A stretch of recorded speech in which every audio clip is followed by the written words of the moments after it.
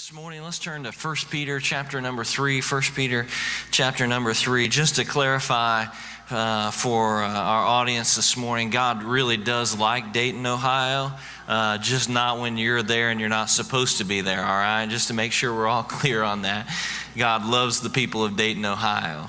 1 Peter chapter number 3 this morning, 1 Peter chapter number 3, verses 14 down to verse number 17. Remember that we have been studying changing the world, engaging the 21st century with the gospel. And we've been having a discussion over the last couple of weeks of what we want to see. And I hope we've been unified in our hearts and minds. What I want to see in Sedalia, Missouri, what I want to see across this nation is a great awakening. I want to see God move in power. I want to see God do some things that are unexplainable by human perspectives. I want to see people coming to faith in Jesus Christ through the power of the gospel at work in the lives of regular, ordinary, everyday individuals, citizens of the kingdom, all right? And I want to see that, and I believe you want to see that as well. And we're discussing how it is that we see that in the Bible take place, and therefore how we're going to see it in our world take place as well. Remember that the first question you have to ask if you want to see a change in the world is, where does that change begin? And we concluded that that change begins, first of all, in our inner person, in each individual life. And in three ways. First of all, we have to have a change in our worship. We have to see worship as far more than just an individual experience. It's far more than just something that we do or go to and sing a few songs. That worship is our willingness to be obedient to a holy God, to bring our lives under His authority and to trust in Him in all things and to give Him our yes at all times and in all seasons. Second of all, we saw that we have to have a change in our thinking. We have to begin to view the world through the mind of God. That is, that we got to begin to think about things the way that He thinks about them and see the world as He sees them. See our neighbors as God sees them. As He loves them, we need to love them as well. And then finally, last week we talked about how there has to be a change in our dependence. We have to be dependent upon the Spirit of God, folks. We can't do this on our own. Not any one of us is good enough, great enough, has any intellectual capacity to be able to do this. We have to be fully dependent upon the Spirit of God to move in our lives, move in such a way that His power is manifested in folks coming to faith in Jesus Christ, being raised from dead men in Christ to live men because of the resurrection of Jesus. Now this morning what I want to do is I want to begin to work our way through what happens next, as it were. And I want to talk about something that I believe is fundamental to our culture's present context, or understanding how we're going to do missions and evangelism in the world around us. Remember that our foundation is Paul going into Athens in Acts chapter 17. Remember that? Paul goes into Athens, he's moved in his spirit, and all of a sudden, after having been moved in his spirit, he goes to the synagogues and he begins to proclaim Christ. He begins to tell others about what Jesus has done and how He's come into the earth. And upon that proclamation, people take him and they bring him to the Areopagus, and there at the Areopagus, all of a sudden, he is beginning to ask questions. People want to know what he has to say, whether or not it can withstand the present thinking of the day, or withstand the cultural norm or the thought process of what is going on. Now, I don't want to belabor the point this morning because we've already talked about this a little bit, but I want to be clear about this. When you begin to proclaim Jesus Christ in your personal life, there are going to be those around you who take notice that something's different. They're going to see that things are different, that you think different, that you're acting different, that you're walking different, that you're talking different.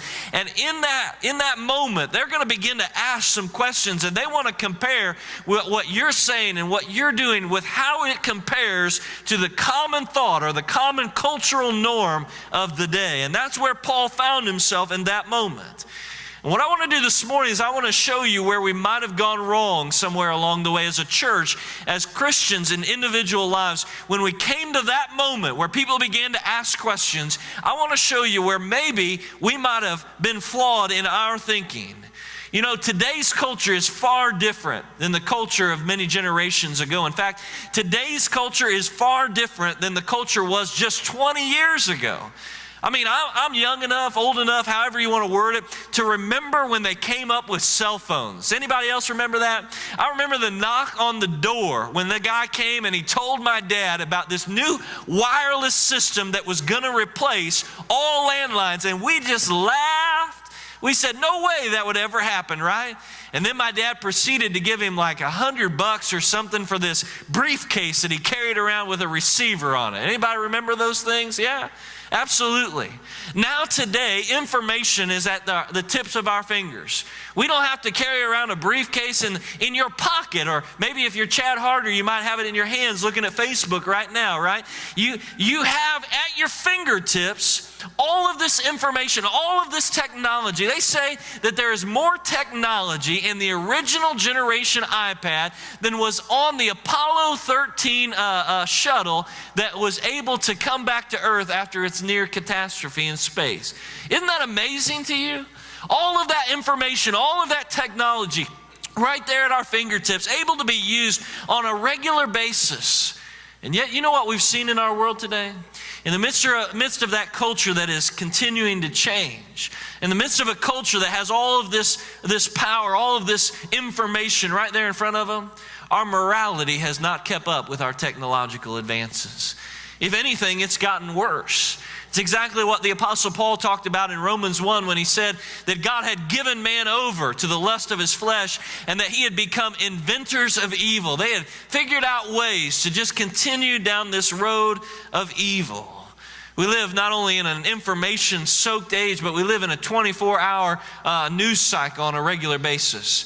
Winston Churchill once famously quipped, he said, a lie makes its way around the world 2 times before the truth gets up and puts its pants on in the morning.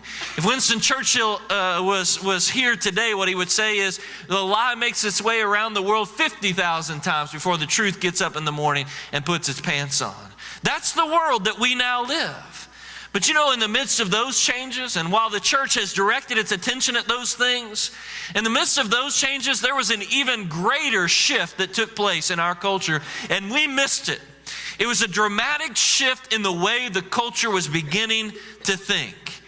And if we're going to understand what the Apostle Peter writes in this moment in 1 Peter chapter 3, we have to understand that shift that has taken place and the way that our culture is beginning to think. I was a little bit worried about this message because this morning I'm going to kind of give you the potatoes and you got to come back next week for all the meat, right?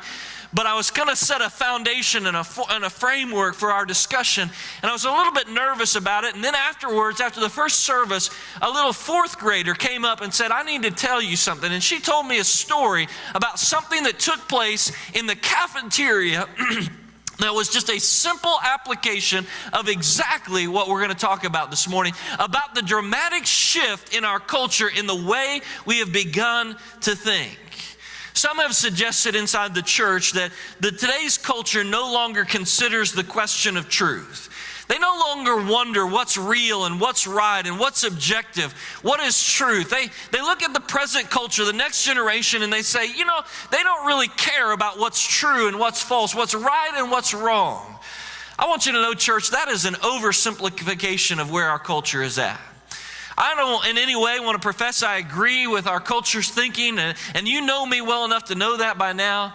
But to just say that the next generation doesn't care about truth, that is an oversimplification of really what is going on in their minds. You see, I believe in today's culture, in the 21st century of America, people still want to believe in something that is absolute. They still want to believe in something that is right. They still want to believe in truth. They still want to believe in what is noble and good. The problem in 21st century America is we define truth in an impure way. What I want to do to simplify our discussion this morning is I want to bring about 3 positions that we are finding in our culture. And I'm going to move quickly because I want to be a respecter of your time, but we have to grasp these to move forward in this series. First of all, there is a position that once was the major position in our culture. It's now starting to fade a little bit, but it is the position called pluralism. Pluralism is basically the belief that all truth claims are created equal. In other words, in a conversation about subjectivity and absolute truth, a pluralist says that everything is created all equal. Everything that is asserted has the same equal standing in our world. In other words, all truth claims are based upon personal ascertainment. In other words, what you personally believe, it doesn't really matter with what's out in reality. It doesn't matter what somebody else believes. What matters is what you personally believe, and is if in what you personally believe, if it conflicts with what this person personally believes, it's okay. You don't need to work out that contradiction because all truth claims are created equal.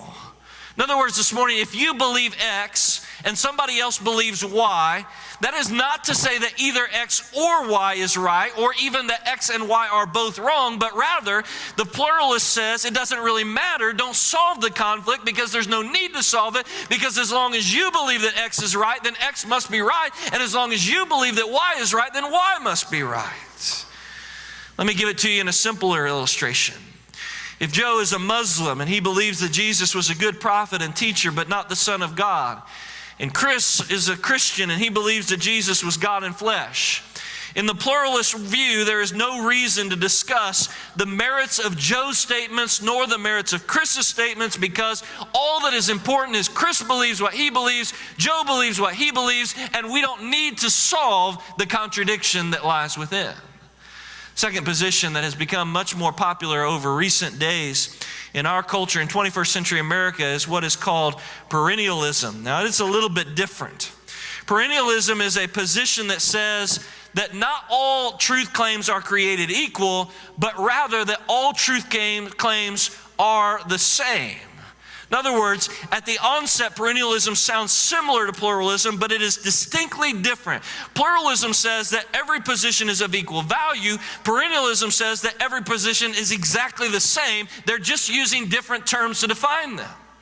So going back to our illustration for purposes this morning, when Joe claims over here to be a Muslim, and he believes that Allah is God, and Chris claims to be a Christian, and he has this view of a Christian God, the pluralist says, don't worry about trying to decipher who is right and who is wrong, but rather, Joe and Chris are saying the same thing. They have just decided to use different terms. Now, it's hard to have an argument with somebody like that, isn't it?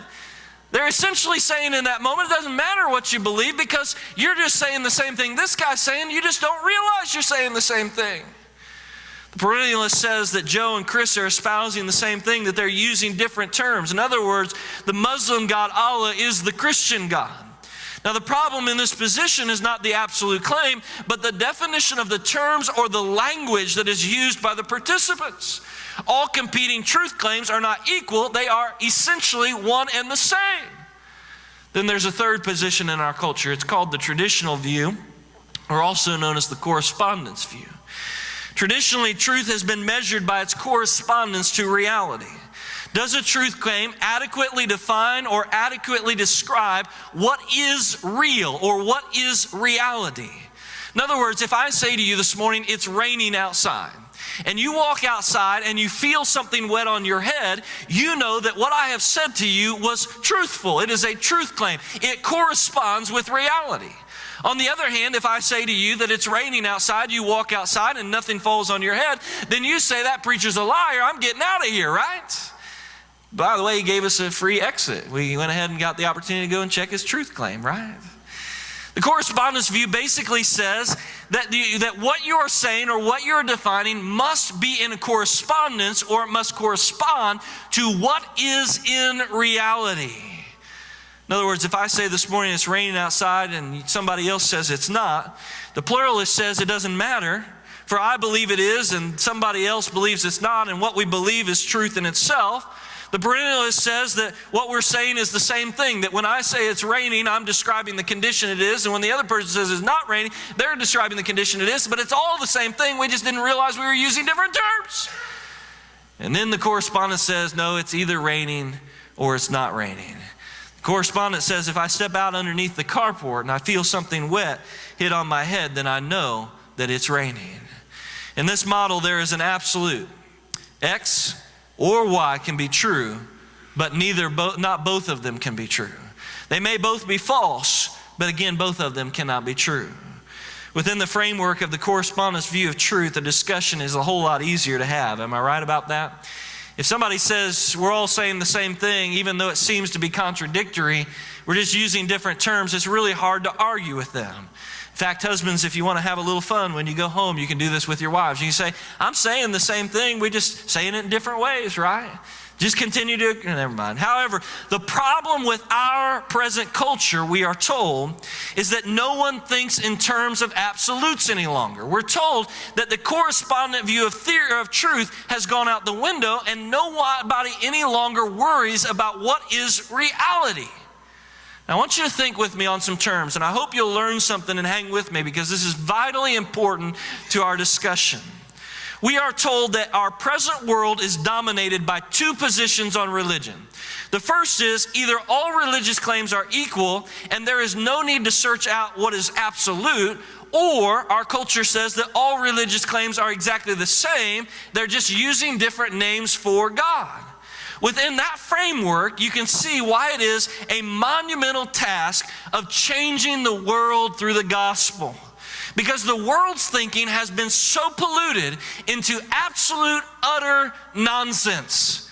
You can't carry a conversation on with somebody like that.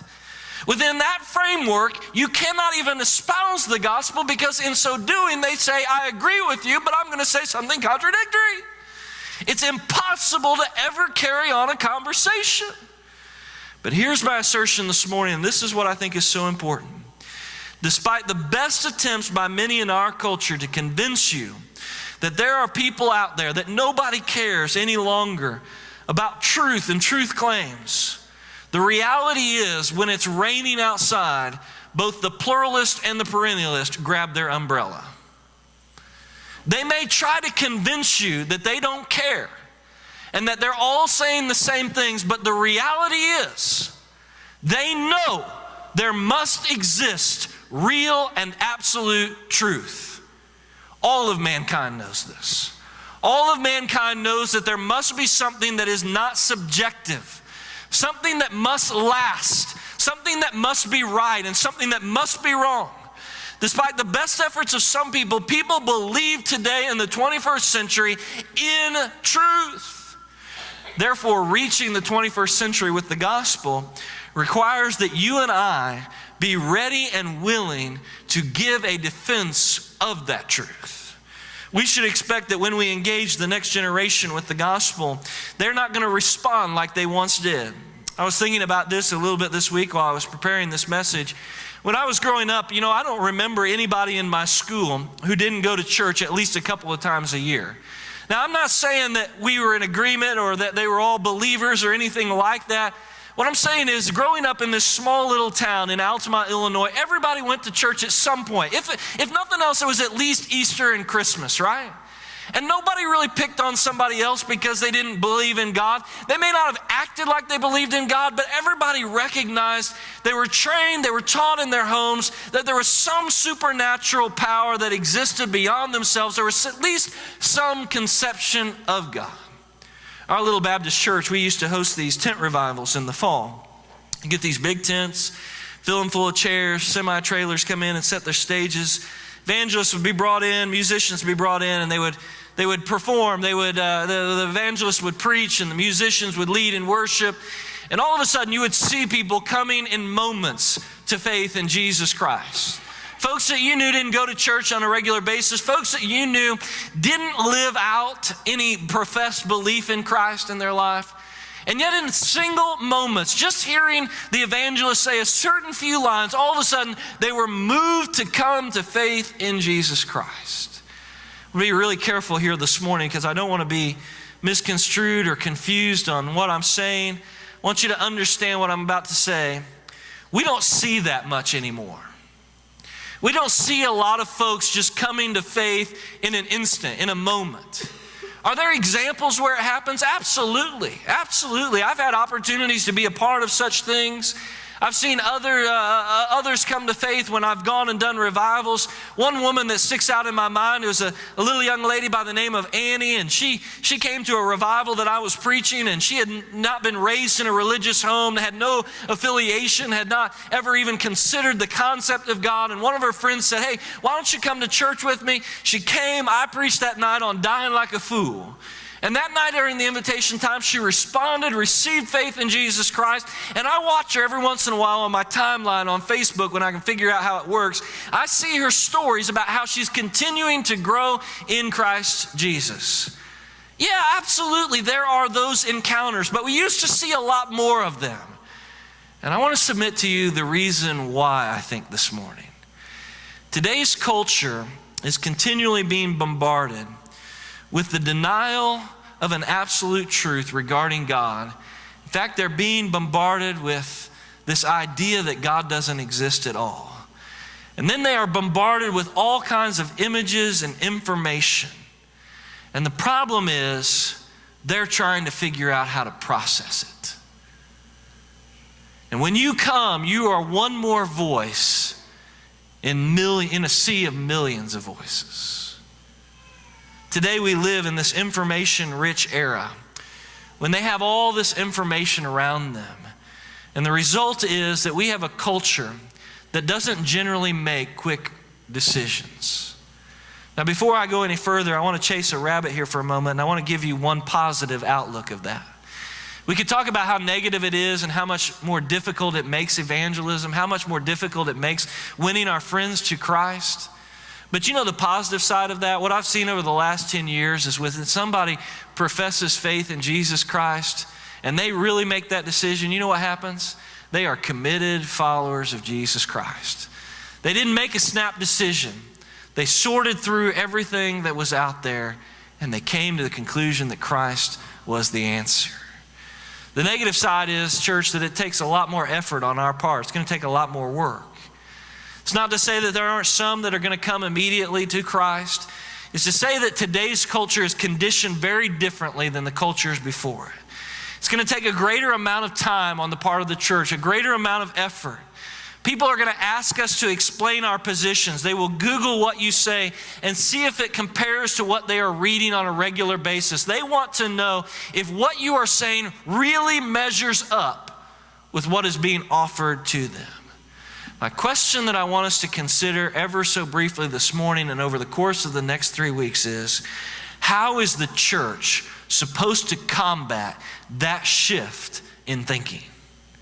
Let me begin with this morning. 1 Peter chapter 3, verses 14 down to verse 17. Listen to what Peter writes.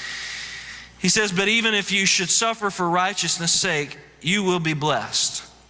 Have no fear of them, nor be troubled, but in your hearts honor Christ the Lord as holy, always being prepared to make a defense to anyone who asks you for a reason for the hope that is in you. Yet do it with gentleness and respect, having a good conscience, so that when you are slandered, those who revile your good behavior in Christ may be put to shame. For it is better to suffer for doing good," he says, "if that should be God's will." Underline that. It is better to suffer for doing good, if that be God's will, than for doing evil, he writes. I want to point out just a couple of things. First of all, I want you to notice the context in which Peter is writing, because it's important to his words themselves. Peter says in verse number 14, he opens it up by saying, "But even if you should suffer for righteousness." If you go back to verse number 13, he says, "Now who is there to harm you if you are zealous for what is good?" If you march your way backwards all the way through Peter's epistle here, what you will find out is that Peter is writing in the context of a church that is going through an immense amount of persecution. Men and women were dying for their professed faith in Jesus Christ. You see, the Christian view in Peter's day was not the acceptable or even the permittable view. In other words, here's what was taking place. The Roman Empire was always afraid of the next great threat. They were looking for who it was that was going to be a challenge to their authority, to their power, to their supremacy. And the Jews figured out a way to put these Christians in their place, and that is that they began to show the Roman Empire that there was this new religion that existed, and this religion was a threat to what Rome was trying to accomplish. So one by one, Christians would be brought before the Roman leaders, the proconsuls, and they would be asked if their allegiance was with Rome or not. And the Christian would oftentimes say that it was with Rome, but then the leader would say, well, here's how you're going to prove that it's with us. You're going to have to make a sacrifice to our gods to show that your allegiance really is with us. Obviously, the Christian, this brought about a great amount of turmoil in his heart, right? He couldn't do that because he had committed himself to Christ. And so he would deny that ability to do so. It's interesting that if you look at the history of the church, the first great apologists, those who defended the Christian faith, they didn't do so from an intellectual capacity, nor did they do so from a theological standpoint. The first great apologists defended the Christians to the Roman Empire. They wanted them to know that they were good citizens, that they weren't to be feared, that they were actually very supportive of the Roman Empire, and the Roman Empire could help in the spread of the gospel. But the problem is Rome didn't understand. Rome was afraid of these people because they were unwilling to swear their allegiance. And so one by one, these Christians would meet these untimely deaths. The truth is the Christians didn't want to overthrow Rome, but Rome just couldn't picture it. They didn't understand. And in response to that, in response to men and women and children dying for their faith, Peter writes that the church was to be prepared to give a defense of what it believed. Imagine that thought for a moment. Imagine those words. Peter is looking at men and women who are dying for their faith, who are standing on a regular basis before a proconsul, and they're being asked what it is that they believed and whether their allegiance was with Rome. And he's saying to them in this moment, you need to be ready to give a defense.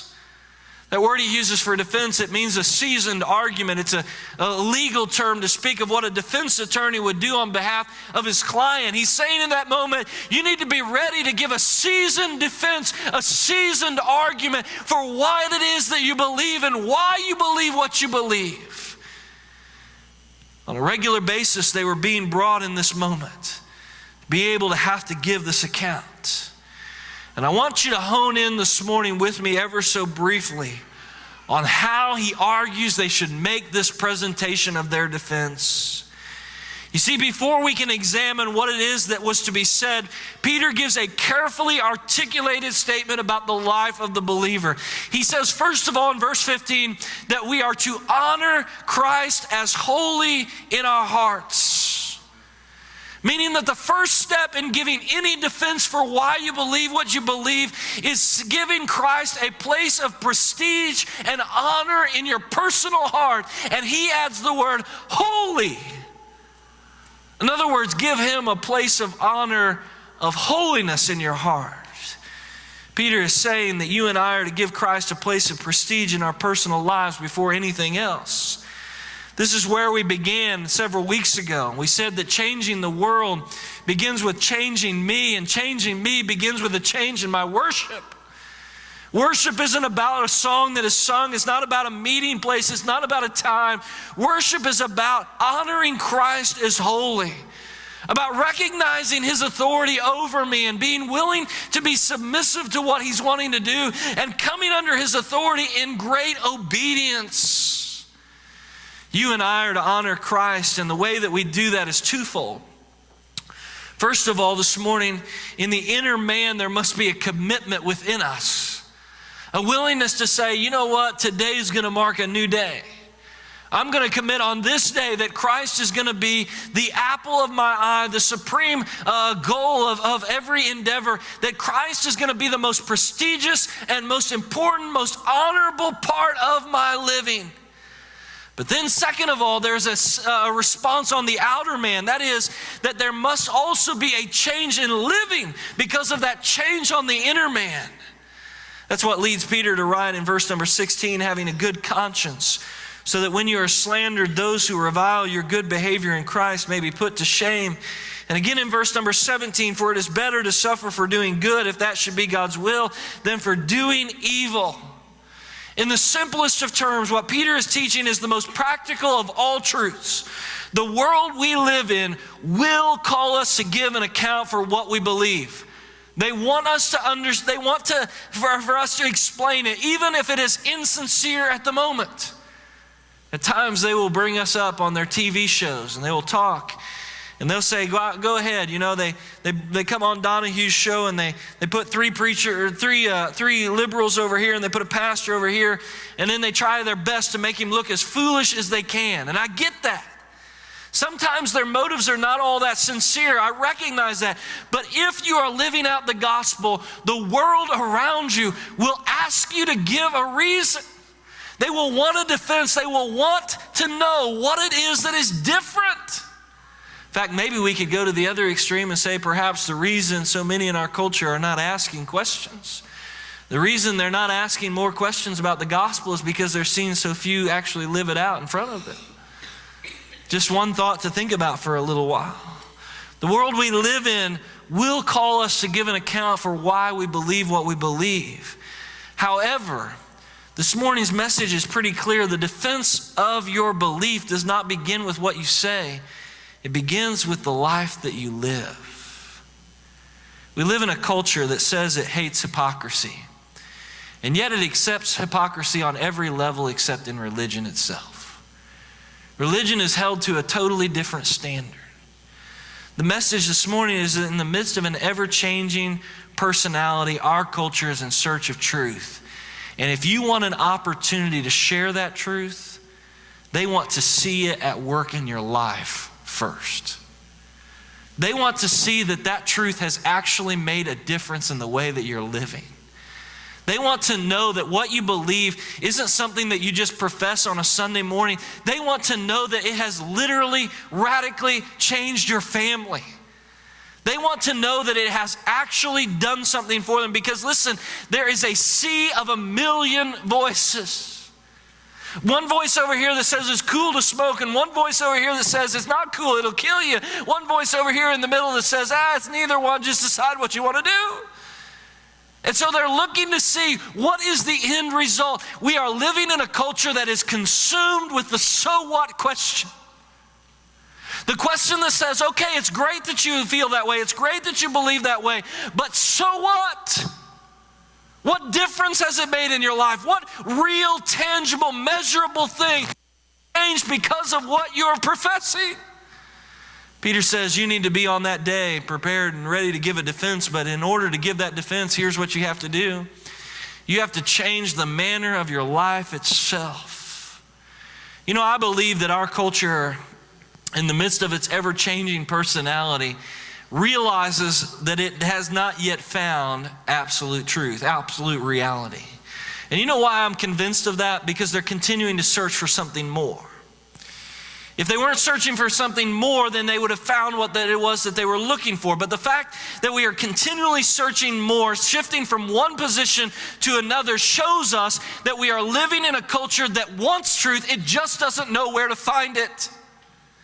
Think about the events of this past week, and there was a horrific shooting that took place.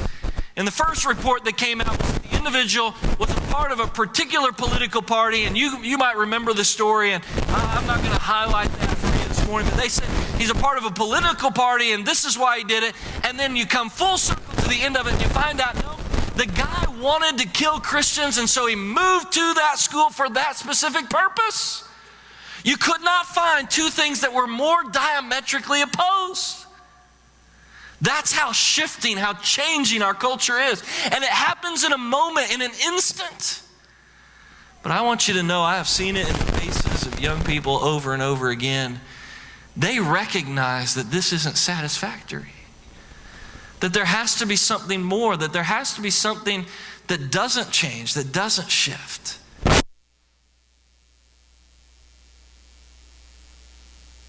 As well as in children's ministry, simply educate our children enough that they're on the right path. Any parent in here know that?